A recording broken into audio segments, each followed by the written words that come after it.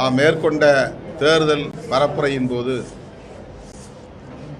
கரூர் வேலுசாமிபுரம் என்னும் இடத்திலே கூட்ட நெரிசலில் சிக்கி 41 பேர் கட்சியை சார்ந்தவர்கள் என்று எண்ணாமல் ஒரு கொடும் துயரத்தில்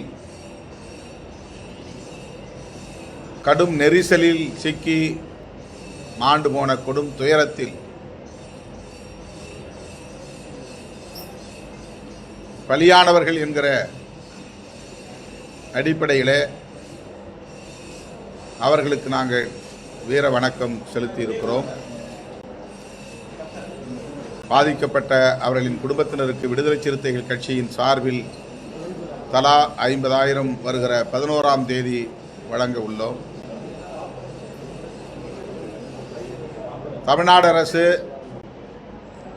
10 லட்சம் ரூபாய் இழப்பீடு வழங்குவதாக அறிவித்திருக்கிற நிலையில் அதனை மேலும் கூடுதலாக்கி வழங்க வேண்டும் என்று மீண்டும் வலியுறுத்துகிறோம். பாதிக்கப்பட்டோரின் குடும்பத்தில் ஒருவருக்கு தலா ஒருவருக்கு அரசு வேலைவாய்ப்பு வழங்கவும் முன்வர வேண்டும் என்று வலியுறுத்துகிறோம்.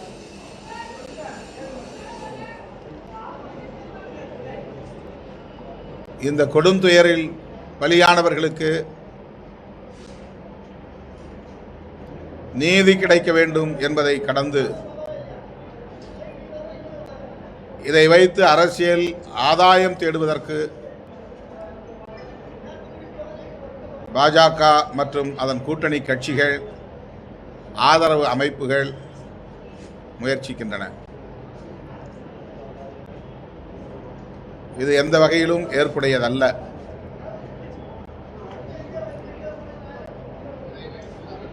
நடிகர் விஜய் அவர்கள் மீது எங்களுக்கு எந்த வன்மமும் இல்லை.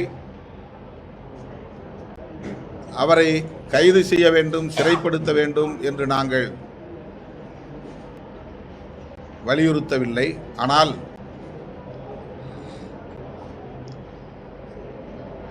அதற்கு அவர் தார்மீக பொறுப்பேற்க வேண்டும்.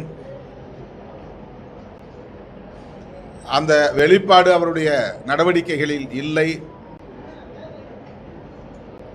என்கிற அடிப்படையில் தான் எங்கள் விமர்சனங்களை முன்வைத்திருக்கிறோம்.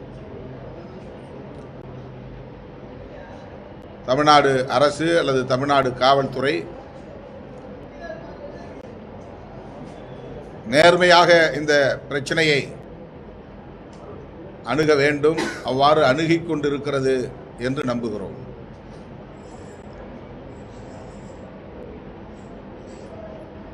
அருணா ஜெகதீசன் அவர்களின் நீதி அரசர் அவர்களின் தலைமையில் விசாரணை ஆணையம் அமைத்திருப்பதும், இப்போது காவல் உயரதிகாரி அஸ்ரா கார்க் அவர்களின் தலைமையில் ஒரு சிறப்பு புலனாய்வு குழுவை அமைத்திருப்பதும்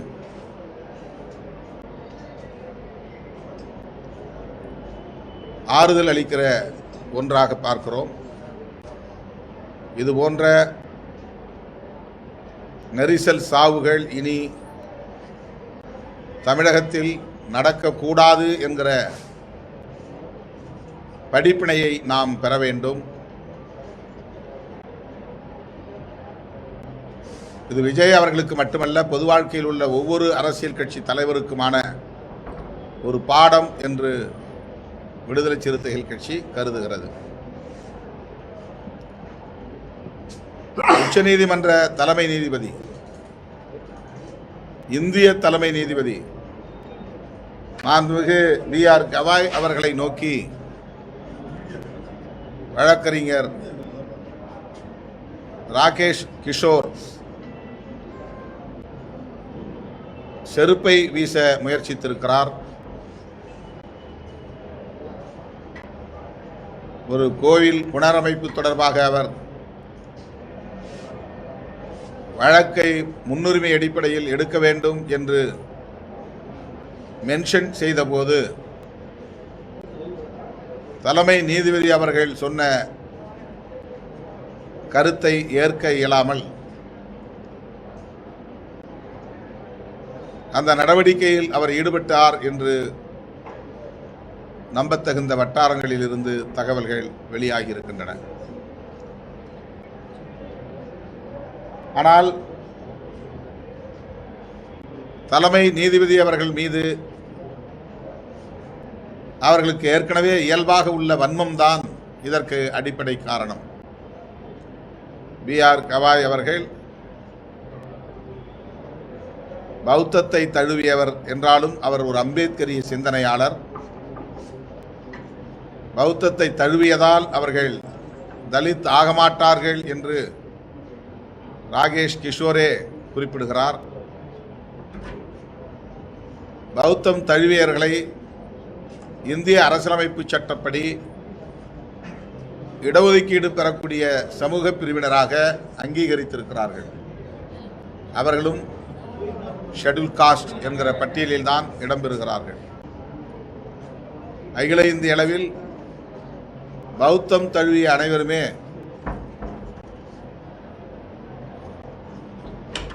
இன்றைய காலச்சூழலில் ஷெட்யூல் காஸ்ட் என்கிற பட்டியல் சமூக அந்தஸ்தையே வழங்குகிறார்கள். அவர்களுக்கு இடஒதுக்கீட்டையும் கல்வி வேலைவாய்ப்பில் வழங்குகிறார்கள். எனவே B.R. கவாய் அவர்கள் ஒரு தலித் அல்ல, அவர் பௌத்தம் தழுவிய பிறகு எப்படி தலித்தாக இருக்க முடியும் என்ற கேள்வியை அவர் எழுப்பியிருக்கிறார். ராகேஷ் கிஷோர் என்பதில் என்ன சாதி அடையாளத்தை நீங்கள் கண்டுபிடித்தீர்கள் என்ற எதிர்கேள்வியையும் எழுப்பியிருக்கிறார். ஏன் நானே ஒரு தலித்தாக இருக்கக்கூடாது என்ற கேள்வியும் எழுப்பியிருக்கிறார். இங்கே தலித் அல்லாதார் என்கிற அடையாள அரசியல் பேசவில்லை. இந்தியாவின் மிக உச்சபட்ச அதிகாரத்தில் குடியரசுத் தலைவர், பிரதமர் போன்ற பதவிகளில் அமர்ந்திருப்பவர்களின் வரிசையில் இடம்பெறக்கூடிய இந்திய தலைமை நீதிபதியாக உள்ள ஒருவர் மீது செருப்பை எடுத்து வீச முயற்சிக்கிறார். அது மட்டும் இல்லாமல் சனாதனத்திற்கு எதிராக யார் செயல்பட்டாலும் அதை இந்தியா பொறுத்து கொள்ளாது, சகித்து கொள்ளாது என்று இந்தியிலே அவர் பேசியது அனைத்து ஊடகங்களிலும் பதிவாகியிருக்கிறது. ஆகவே சனாதன ஆதரவாளர்கள், சனாதன எதிர்ப்பாளர்கள் என்றுதான் இதை அணுக வேண்டியிருக்கிறது. B.R. கவாய் அவர்கள் R.S. கவாய் அவர்களின் வாரிசு. R.S. கவாய் அவர்கள் புரட்சியாளர் அம்பேத்கரின் தலைமையை ஏற்றுக்கொண்டு அவர் காலத்தில் சமகாலத்தில் சாதி ஒழிப்பு அரசியலை செய்தவர். இந்திய குடியரசுக் கட்சி இரண்டாக பிளவுபட்ட போது ஒரு அணியின் தலைவராக இருந்தவர். அந்த பாரம்பரியத்திலிருந்து வந்தவர்தான் B.R. கவாய் என்பது ராகேஷ் கிஷோர் போன்றவர்களுக்கு நன்கு தெரியும்.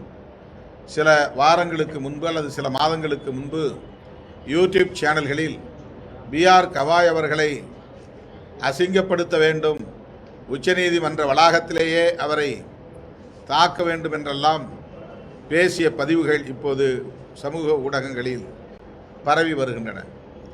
ஆகவே சனாதன சங்கிகளுக்கு ஒரு அம்பேத்கரியவாதி இந்தியாவின் தலைமை நீதிபதியாக அமர்ந்திருப்பதை ஏற்றுக்கொள்ள முடியவில்லை, சகித்து கொள்ள முடியவில்லை. திட்டமிட்டு தூண்டப்பட்ட நிலையில்தான் ராகேஷ் கிஷோர் அந்த உளவியலுக்கு ஆளாகி இருக்கிறார். அவருடைய கோரிக்கையை ஏற்காமல் மறுதளித்ததால் தலைமை நீதிபதிக்கு எதிராக அவர் செருப்பை வீச முயற்சித்திருக்கிறார் என்பது தெரிய வந்திருக்கிறது. இந்த போக்கை விடுதலை சிறுத்தைகள் கட்சி மிக வன்மையாக கண்டிக்கிறது. உச்சநீதிமன்றத்திலும் சனாதன சக்திகளின் கொட்டம் தலைவிரித்து ஆடுகிறது என்பதற்கு இந்த நிகழ்வு ஒரு சான்றாக இருக்கிறது. இதனை கண்டிக்கிற வகையில் இன்றைக்கு விடுதலை சிறுத்தைகள் கட்சியின் வழக்கறிஞர் அணியான சமத்துவ வழக்கறிஞர்கள் சங்கத்தின் சார்பில் எனது தலைமையில் உயர்நீதிமன்ற வளாகத்திற்கு வெளியே நேதாஜி சுபாஷ் சந்திரபோஸ் சாலையில் ஆவின் பாலகம் அருகில் கண்டன ஆர்ப்பாட்டம் நடைபெறுகிறது. நூற்றுக்கணக்கான வழக்குரைஞர்கள் இந்த ஆர்ப்பாட்டத்திலே பங்கேற்க இருக்கிறார்கள். அந்த ராகேஷ் கிஷோர் அவர்களை உடனடியாக பயங்கரவாத சட்டவிரோத நடவடிக்கைகள் தடுப்புச் சட்டத்தின் கீழ் கைது செய்ய வேண்டும், சிறைப்படுத்த வேண்டும் என்று விடுதலை சிறுத்தைகள் கட்சி வேண்டுகோள் விடுக்கிறது. சார், கடந்த 2 நாட்களாக புதிய தலைமுறையோட அரசு கேபிள் நிறுத்தி வைக்கப்பட்டுள்ளது. இது தொடர்பாக பல அரசியல் கட்சி தலைவர்கள் என்ன சொல்றாங்கன்னா, ஜனநாயகத்தின் முக்கியத்துவமான ஊடகத்திற்கே இந்த நிலைமையா, கரூர் சம்பவத்தை ஒட்டி தான் இந்த மாதிரி அரசு செயல்படுது அப்படின்னு சொல்றாங்க. இந்த விஷயத்துல புதிய தலைமுறைக்கு நீங்க என்ன சொல்ல விரும்புறீங்க சார்? ஊடகங்களுக்கான ஜனநாயக உரிமைகளை பறிப்பதில் யாருக்கும் உடன்பாடு இல்லை. முதலமைச்சர் அவர்களின் கவனத்திற்கு இது போயிருக்கும் என்று நான் நம்புகிறேன். உடனடியாக புதிய தலைமுறைக்கு நீதி கிடைக்க அவர் உரிய நடவடிக்கைகளை மேற்கொள்வார், அந்த ஜனநாயக உரிமையை பாதுகாப்பார் என்று பெரிதும் நம்புகிறேன். நேற்றுக்கு அண்ணாமலை, பாஜகவுடைய முன்னாள் மாநில தலைவர் அண்ணாமலை என்ன பேசுறாங்கன்னா, விசிகால நிறைய பேர் வெளியேறாங்க, வெளியேறத பொறுத்துக்கொள்ள முடியாம வைத்தறிச்சல தான் விஜய் மீதும் மத்திய அரசு மீதும் நீங்க விமர்சனம் வைப்பதா உங்க மேல கடுமையான குற்றச்சாட்டு அண்ணாமலை வச்சிருக்காரு. அவர்கள் செய்கிற சூதாட்டத்தை நாங்கள் அம்பலப்படுத்தி விட்டோம் என்கிற வயிற்றெரிச்சலில் அவர் இல்லாத பொல்லாத கட்டுக்கதைகளை அவிழ்த்து விடுகிறார். விடுதலை சிறுத்தைகள் கட்சியை அவ்வளவு இலகுவாக எவராலும் சிதறடித்து விட முடியாது. அங்குலம் அங்குலமாக வளர்ந்தாலும் அழுத்தமாக இந்த இயக்கம் வளர்கிறது என்பதை நான் பலமுறை சொல்லியிருக்கிறேன். கொள்கை சார்ந்த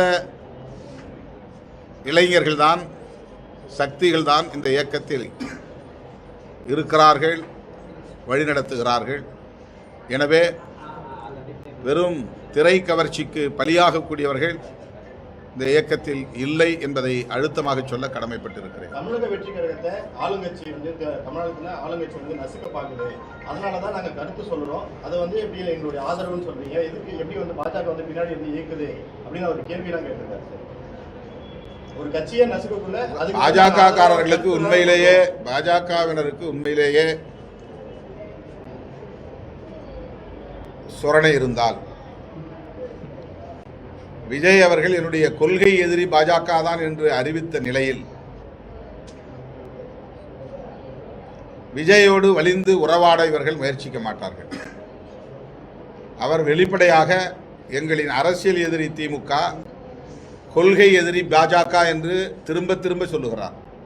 நீங்கள் பேசுகிற கொள்கையில் அவருக்கு உடன்பாடு இல்லை, உங்களை எதிரி என்று அவர் பிரகடனப்படுத்தி இருக்கிறார். பிறகு எந்த அடிப்படையில், எந்த முகத்தை வைத்துக் கொண்டு அவருக்கு நீங்கள் ஆதரவு தருகிறீர்கள்? என்ன நடக்குது? அந்த கட்சிக்கு எதிராக என்ன நடக்குது? அந்த கட்சி இந்த கட்சி தான் அதுக்கு காரணம் அப்படின்னு சொல்ல பாக்குறாங்க. அதனாலதான் மக்கள் பேசுறாங்க, யாரும் அவங்க நேரம் குற்றம் சொல்லல. சொல்றாரு, அப்ப எதிரியா இருந்தா ஆதரவு கொடுக்க கூடாதா, அந்த கருத்து சொல்லக்கூடாதா? கருத்து சொல்றதுக்கு எல்லாருக்கும் உரிமை இருக்கிறது. ஆனா அவங்க இதை திரித்து பேச பார்க்கிறார்கள். அதாவது ஸ்டாம்பீட் அப்படிங்கிற ஆங்கில சொல்லுக்கு என்ன பொருள்? நெரிசலில் சிக்கி உயிரிழந்தார்கள் அப்படின்னு தான் அதுக்கு பொருள். அடுத்த நாளே எல்லா ஆங்கில ஏடுகளிலும் ஸ்டாம்பீடுன்னு தான் வந்துச்சு. தமிழ்நாட்டினுடைய முதலமைச்சர் இப்படி போடுங்கன்னு சொல்லலை. அவங்க எப்படி போட்டாங்க? அதை நெரிசல் சாவு என்பது வேறு யாராவது வெளிப்புறத்திலிருந்து ஏற்படுத்த முடியுமா? அந்த இயக்கத்தை சார்ந்தவர்களே ஒரே இடத்திலே கூடுதலாக திரண்டு மணிக்கணக்கில் காத்திருந்ததன் விளைவாக ஏற்பட்ட ஒரு சாவு.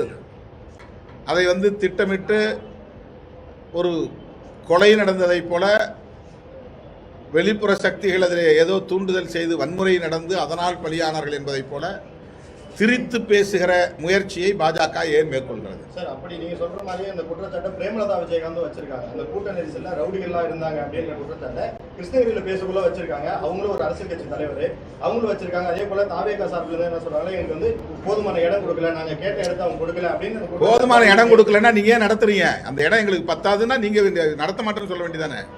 அதுக்கு உயர்நீதிமன்றத்தை போய் நீங்க அணுகி உரிய இடத்தை வாங்கி நீங்க நடத்த வேண்டியதானே? தள்ளி போட வேண்டியதானே? 4 நாள் ஒரு வாரம் தள்ளி போட வேண்டியதானே? உங்களுக்கு தெரியலையா எவ்வளவு பேர் அங்கே ஆட்கள் திரள போறாங்கன்னு? அந்த இடத்துல உங்க ஆட்களுக்கு இடம் போதாதுன்னு சொன்னா நீங்க தானே முடிவு பண்ணணும். போலீஸ் கட்டாயப்படுத்தினாங்களா? கையெழுத்து வாங்கினாங்களா? ஒப்பந்தம் போட்டாங்களா? நாங்கள் இந்த இடத்துல கொடுக்குறோம், இதில் தான் நீங்கள் நடத்தி ஆகணும், 1,00,000 பேர் வந்தாலும் அங்கே தான் நின்னாகணும் அப்படின்னு காவல்துறை ஏதாவது கட்டாயப்படுத்தினாங்களா? உங்களுக்கு தெரியும்லங்க, ஏற்கனவே மதுரையில் மாநாடு நடத்திருக்கீங்க, திருச்சியில் நிகழ்ச்சி நடத்திருக்கிறீங்க, அரியலூர் நாகப்பட்டினம் நிகழ்ச்சி நடத்திருக்கிறீங்க. எத்தனை லட்சம் பேர் வருவாங்கன்னு உங்களுக்கு தெரியும். இந்த இடம் எங்களுக்கு போதாதுன்னா கொடுத்தா கூட வேண்டான்னு சொல்லிட்டு போக வேண்டியதானே, ஒரு வாரம் கழிச்சு நடத்த வேண்டியதானே. உயர்நீதிமன்றத்தை அணுகி இந்த இடம் தான் எங்களுக்கு வேணும், இதுதான் அகலமான பாதைன்னு சொல்லி கேட்டு வாங்க வேண்டியதானே. கரூரில் ஏது அவ்வளோ பெரிய அகலமான 100 அடி சாலை ஏதாவது இருக்கா? 8 வழி சாலை ஏதாவது இருக்கா? இல்லைன்னா பொதுவான இடத்துல ஒரு 5 லட்சம் பேர் கூடக்கூடிய ஒரு பொது இடத்தை தேர்வு பண்ணி எல்லாரும் அங்கே கூட்டி ஒரு நிகழ்ச்சி மாதிரி நடத்த வேண்டியதானே, ஒரு பொதுக்கூட்டமாக மாநாடு நடத்த வேண்டியதானே. அதுக்குமே வந்து விஜய் அவர்கள் கேள்வி கேட்கிறாரு. நடத்திருக்கோம், 5வது நாங்க நடத்தக்குள்ள இங்க மட்டும் ஏன் அந்த சம்பவம் நடைபெறணும்னு ஒரு கேள்வி கேட்கிறாரு. அந்த 4 இடமும் தமிழ்நாட்டுக்குள்ள தானே இருக்கு. இல்ல அங்கெல்லாம் அந்த 4 இடத்துல ஏன் இவருக்கு திமுக அரசாங்கம் அதாங்க, திமுக அரசாங்கம் நடத்துற இடங்க தானே அந்த 4 இடமும். திமுக அரசாங்கம் அங்க பண்றதானே அந்த 4 இடத்துல பண்ணிருக்கலாம்ல. அந்த 4 இடமும் திமுக ஆட்சி நடக்கிற இடம் தானே, தமிழ்நாடு தானே. அப்பவும் தமிழ்நாட்டு முதலமைச்சர் தானே அங்கே இருந்த, இவர் தானே முதலமைச்சராக இருந்தார். இந்த காவல்துறை தானே அந்த 4 இடங்களையும் பர்மிஷன் கொடுத்தாங்க. அப்போ அந்த 4 இடத்துல பண்ணியிருக்கலாம் இல்லையா? திருச்சியில் பண்ணியிருக்கலாம் இல்லையா? மரக்கடை சந்தில் பண்ணியிருக்கலாம் இல்லையா? இது வந்து அவங்க குறி வைக்கிறது என்னன்னா, செந்தில் பாலாஜி மேலே பழிய போடணும். செந்தில் பாலாஜி மேலே ஏன் பழிய போட நினைக்கிறாங்கன்னா, அவர் மேற்கு மண்டலத்தினுடைய பொறுப்பாளராக இருக்கிறாரு. மேற்கு மாவட்டங்களில் அவர் தேர்தல் வேலை செய்ய விடாமல் தடுக்கணுங்கிறது பிஜேபியுடைய நோக்கம். பிஜேபிக்கு மேற்கு மாவட்டங்களில் ஒரு பேஸ் இருக்கிறதா அவங்க நம்புகிறாங்க. அப்போ இப்போ செந்தில் பாலாஜி இருந்தார்னா மேற்கு மாவட்டங்களில் தேர்தல் வேலையில் நம்ம வந்து வெற்றிகரமாக செய்ய முடியாதுன்னு ஒரு பயம் இருக்குது. அதனால் இந்த பிரச்சனையை செந்தில் பாலாஜி மேலே தூக்கி போடலான்னு நினைக்கிறாங்க. இல்லைனா ஏன் இதே சம்பவத்தை செய்யணும்னா திமுகவோட அந்த மாவட்டங்களில் அமைச்சர்கள் இல்லையா? அந்த மாவட்டத்தில் இருக்கிற காவல்துறை திமுக அமைச்சர்கள் சொன்னால் கேட்க மாட்டாங்களா? இந்த மாதிரி திரித்து பேசுறதுனால தான் நம்ம பதில் சொல்ல வேண்டியிருக்கு. பாஜக அதிமுக வந்து பிரச்சாரம் தொடங்க போறாங்க. ஒன்றாக இணைந்து குறிப்பா பாஜக வரக்கூடிய வாரங்கள்ல பிரச்சாரத்தை மேற்கொள்வதற்கான திட்டத்தை முன்வச்சிருக்கிறாங்க. அவங்க இருவரும் சேர்ந்து பிரச்சாரத்துக்கு போகும்போது எப்படி தலைவர் 2021 இருவரும் சேர்ந்து ஏற்கனவே ஒரு பரீட்சார்த்த முயற்சி நடத்திட்டாங்க. 2021 தேர்தலில் அந்த கூட்டணி வெற்றி பெறவில்லை, மக்கள் அந்த கூட்டணியை ஏற்கவில்லை. அதனால் அவர்கள் படுதோல்வியை சந்தித்தார்கள் என்பதுதான் வரலாறு. இப்போ புதுசாக ஒன்றும் அவங்க சேர்ந்துடல, அதனால் ஒன்றும் பெரிய மாற்றங்கள் இங்கே நிகழ போகிறதில்லை. இந்த கரூர் சம்பவத்தை பொறுத்த வரைக்கும் அந்த என்டிஏ அமைத்த குழு வந்து முதலமைச்சர் தான் இதுக்கு ஒரு பொறுப்பு ஏற்கணும்னு சொல்லிட்டு ஒரு கருதி எடுக்கிறாங்க. அதை எப்படி பார்க்குறீங்க? ஒரு அரசியல் கட்சி சார்பில் ஒரு அமைத்த குழு வந்து டேரக்டாக முதலமைச்சர் அட்டாக் பண்ணுறது எப்படி சார் பார்க்குறீங்க? அதுதான் அவங்களுக்கு ஒரு உள்நோக்கம் இருக்குன்னு நான் சொல்கிறோம். நிர்மலா சீதாராமன் அவர்களும் எல்முருகன் அவர்களும் வந்தார்கள், மக்களை சந்தித்தார்கள், ஆறுதல் சொன்னார்கள். அது சரி. ஒரு அரசியல் கட்சி பாதிக்கப்பட்டவர்களை சந்தித்து ஆறுதல் சொன்னது சரி. எல்லா கட்சியும் போனோம், அது மாதிரி அவங்களும் வந்தாங்க. எதுக்காக வந்து ஃபேக்ட் ஃபைண்டிங் கமிட்டி போடுறாங்க? இப்போ அவங்க வந்து வாலண்டரியாக உள்ள நுழைஞ்சி ஒரு மூக்க நுழைச்சி ஒரு குழப்பத்தை உருவாக்க முயற்சிக்கிறாங்க. வலிந்து வந்து இங்கே வந்து அட்மினிஸ்ட்ரேஷன் ஃபெயிலியர் அப்படின்னு அதை வந்து பிராண்ட் பண்ண பார்க்குறாங்க. எப்படி வந்து 10 நிமிஷத்தில் ஆம்புலன்ஸ் வந்துச்சுன்னு கேள்வி கேட்குறாங்க. இதெல்லாம் எவ்வளோ அரசியல் அறியாமல் எழுப்புகிற கேள்வி இது.